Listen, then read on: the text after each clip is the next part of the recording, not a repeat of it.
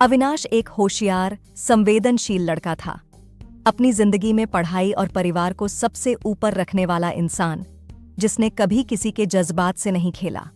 और फिर उसकी जिंदगी में आई रिद्धिमा, उसकी ऑफिस ट्रेनी। रिद्धिमा हंसमुख थी, बहुत खूबसूरत और अपनी बातों से किसी को भी अपना बना लेने वाली। अविनाश को उसके साथ काम करने में अच्छा लगने लगा।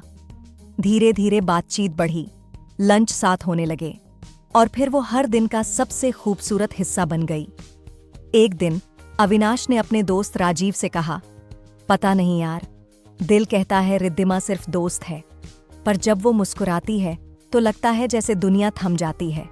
राजीव ने मजाक में कहा, कहीं तू दिल दे तो नहीं बैठा? अविनाश हंस दिया, लेकिन अंदर ही अंदर उसे एहसास हो गया था वो रिद्धिमा से मोहब्बत करने लगा है। पर दिल कहीं ना कहीं डर रहा था। शायद किसी पुराने जख्म की टीस थी, या कोई अदृश्य साया जो कह रहा था, मत कर भरोसा। लेकिन दिमाग ने कहा, वो भी तो उतनी ही परवाह करती है, इतनी केयर कोई सिर्फ दोस्ती में नहीं करता। और अविनाश ने भरोसा कर लिया। अविनाश ने एक दिन हिम्मत जुटाकर रिद्धिमा से कहा, मैं तुमसे प्यार करने लगा हूं, बहुत गहराई से। रिद्धिमा एक पल के लिए चुप रही, फिर बोली, अविनाश, तुम बहुत अच्छे इंसान हो, लेकिन मैं किसी और को पसंद करती हूं। मुझे लगा तुम समझते हो।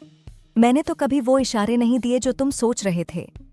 उस एक पल में जैसे अविनाश की दुनिया थम गई।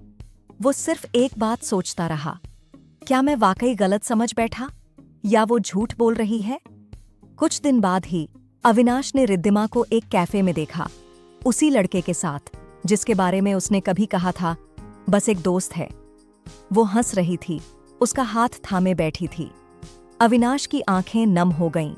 दिल ने तो पहले ही कहा था, मत कर भरोसा, पर दिमाग ने उसकी बातों में आकर धोखा खा लिया।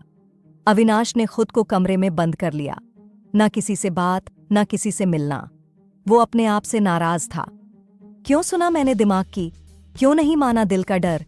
कई रातों तक वो सिर्फ ये सोचता रहा, मैंने टूट कर चाहा था जिसे, उसने मुझे ही तोड़ दिया। लेकिन फिर एक रात उसने आईने में खुद से कहा, अब और नहीं, खुद को इस दर्द में और नहीं डुबाना। वक़्त के साथ जख्म तो नहीं भरे, पर आदत सी हो गई।